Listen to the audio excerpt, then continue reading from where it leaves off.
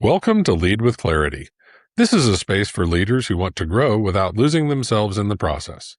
Each episode is a short reflection on leadership, influence, and the inner work that shapes how we show up for others.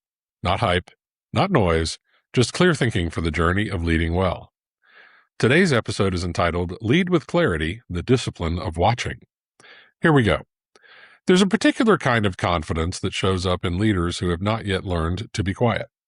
They walk into a new team, a new project, a new problem, and they start talking, diagnosing, suggesting, fixing. It feels like leadership. Often it is the opposite. It is nerves dressed up as decisiveness. Yogi Berra put it simply when he said, "You can observe a lot by just watching." He said it about baseball, standing in the dugout, learning the game by paying close attention to it year after year, long before he became one of the most quoted men in sports.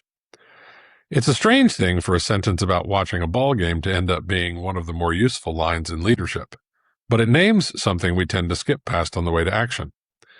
Think about the leaders who impressed you most, not because of what they said in a meeting, but because of what they seemed to already know by the time they finally spoke.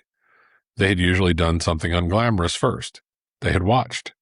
They noticed who deferred to whom, and who nobody deferred to but probably should have. They noticed which numbers got explained away and which got quietly fixed before anyone asked. They noticed the tone in the room shift before a single word was said about it out loud.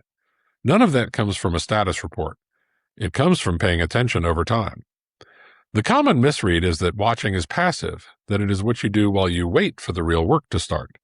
Many leaders treat their first weeks in a new role, or the first minutes of a meeting, as a kind of countdown to the moment they finally get to contribute.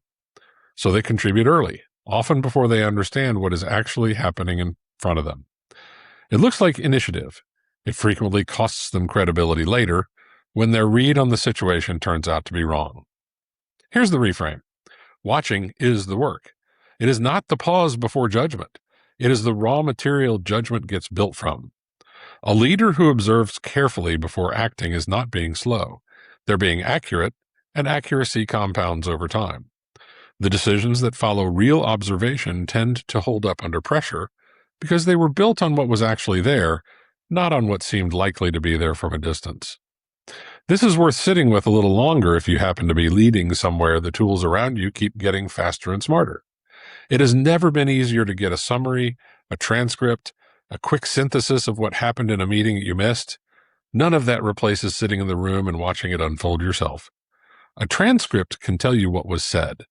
It cannot tell you what was almost said, or who hesitated before agreeing, or which agreement in the room was real and which one was just easier than disagreeing out loud. That kind of noticing has always been a human skill, and in an environment full of faster tools, it may be the most valuable one that a leader still has. So carry this forward. Before your next decision, before your next meeting, before you offer the opinion you already have sitting ready, give yourself a little longer to watch than feels comfortable.